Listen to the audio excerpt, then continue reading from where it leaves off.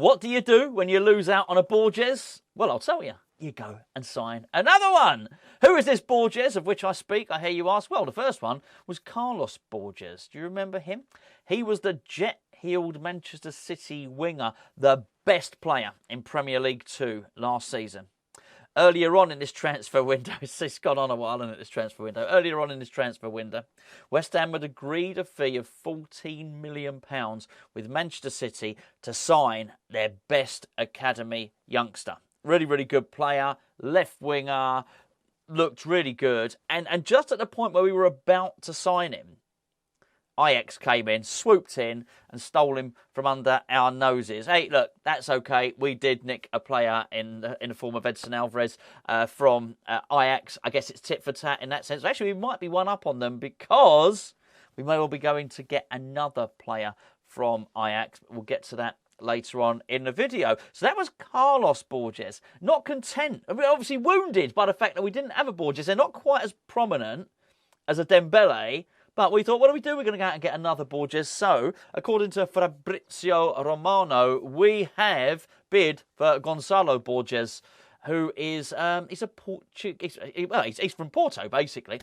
He's a winger from Porto. It says West Ham and Everton are interested in the Porto winger Gonçalo Borges as a deal for the final days of the transfer window. So he's not saying, not now, we're going to do it late. We're going to leave this one late. 2001 born winger attracting interest and could be on the move. Now, I had a little look at the kid, and, well, he's exactly that.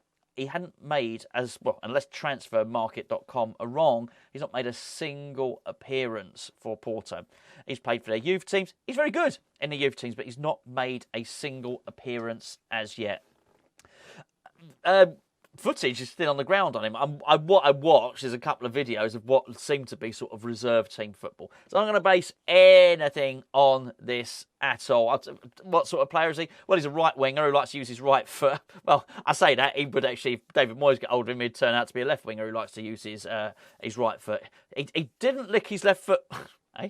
He didn't lick his left foot. He definitely didn't lick his left foot. It'd be disgusting, wouldn't it? He didn't lick his right foot either. He didn't like using his left foot to such an extent that he would rather do a Rabona. Oh, sounds wrong, Rabona. He would rather do a Rabona than kick the ball with his left foot. But he's quite big for a winger. Scored lots of goals at that age group. And yeah, look, he looks okay. But this would be one. Look, this is not a Moisey baby signing, is it? This boy's going straight into the youth academy. I'll let you decide whether it's a Mark Noble or Tim Steidten signing or anyone else. Who knows? Don't know how much truth there is to this. But Fabrizio Romano has just tweeted it. So before you get excited, I don't think this is a senior player. There are a couple of deals to get excited about. I think, so I hear, we're going to make 2 signings within the next 72 hours. And for context, it's now sort of late on Thursday night. But before I go any further, this video is sponsored by the OneFootball app, which you can download by using a link that's underneath this screen or that QR code up there. There's only going to be one of them, but I'm covering myself here by pointing in both directions, as I'm sure you've already guessed. The OneFootball app is the best way to follow what's going on with West Ham at the moment. Well, West Ham at any point, because the OneFootball app is clever. It goes and looks at people like Fabrizio Romano. It goes and looks at all the newspapers. It looks at the internet, and it looks for all the latest West Ham stories and puts them all together so you don't have to go searching for it.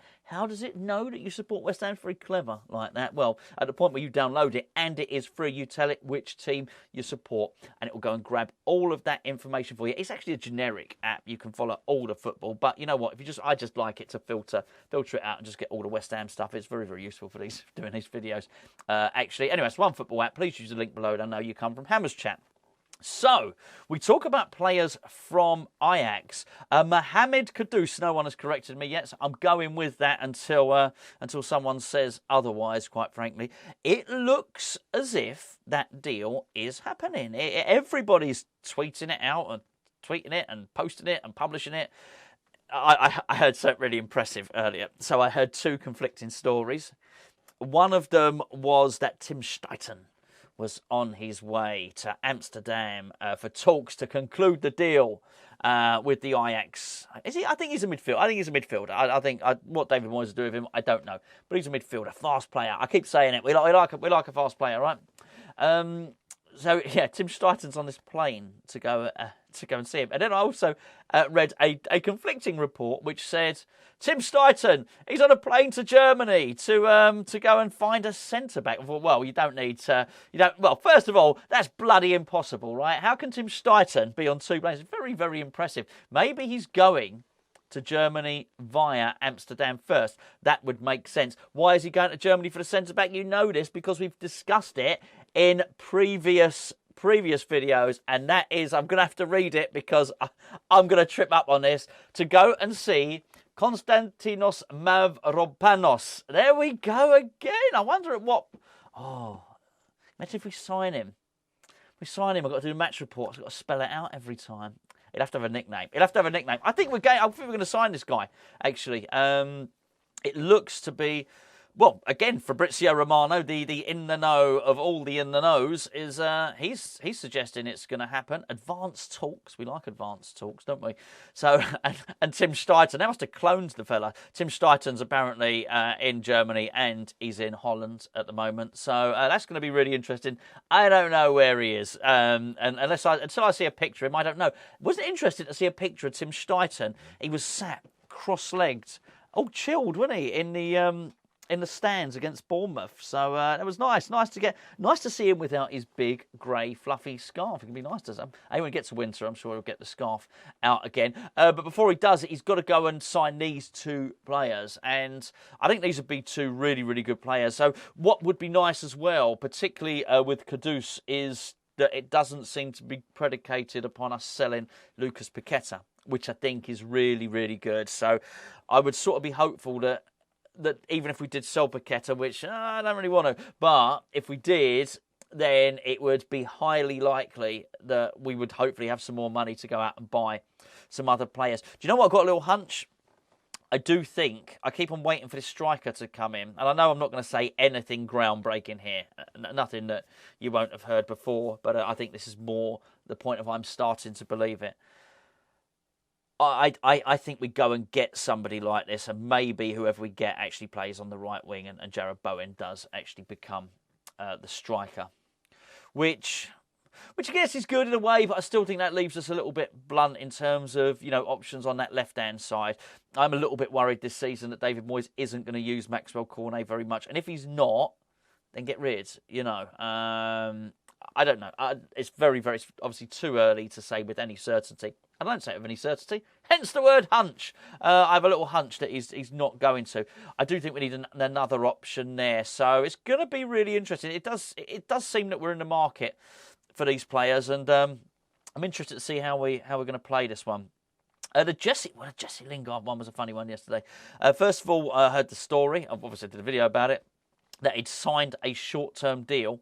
And then there was there's a lot of reversing. There was a lot of did you like my reversing style? There was a lot of backtracking that went on with that as well. So then we hear that it's a 10% chance that we're going to sign Jesse Lingard, and that came from the club. I'm not sure what Jesse Lingard thinks about that. In the meantime, oh my word, to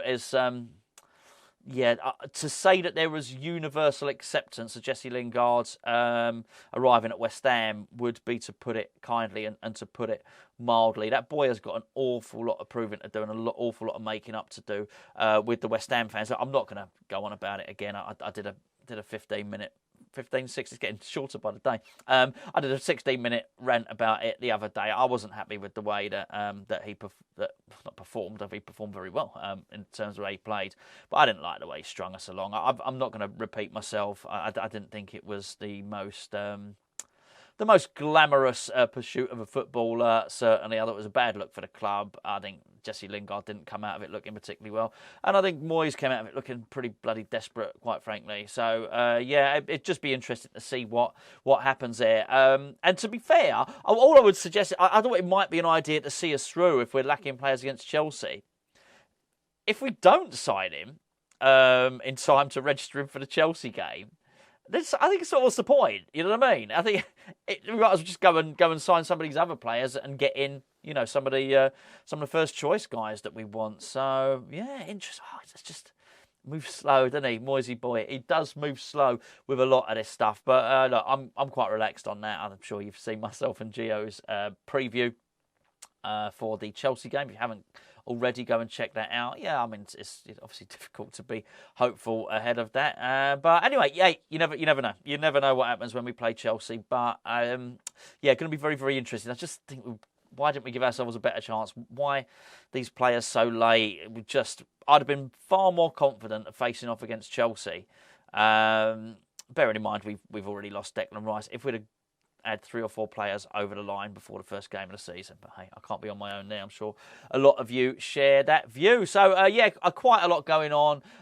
What I would, don't get too excited about Gonçalo Borges. He is a Borges, but I think even the other Borges would probably more acclimatised to the Premier League because he played Premier League too. This boy ticks no boxes for David Moyes, no boxes. And I think you might well find someone like this, rather than getting too excited that we're going to sign a really, really good player, you may well find that this guy is far more Luisao in terms of how he'd be used and utilised if he signed last season from Brazil than he is, someone like Jared Bowen, for instance, who brings in and gets straight into the team. Anyway, I think there's going to be a lot of news moving very, very quickly today. I seem to say that every day. I'm not wrong, though. There are a lot of breaking news stories going on with West Ham, and we have got a game coming up very, very soon.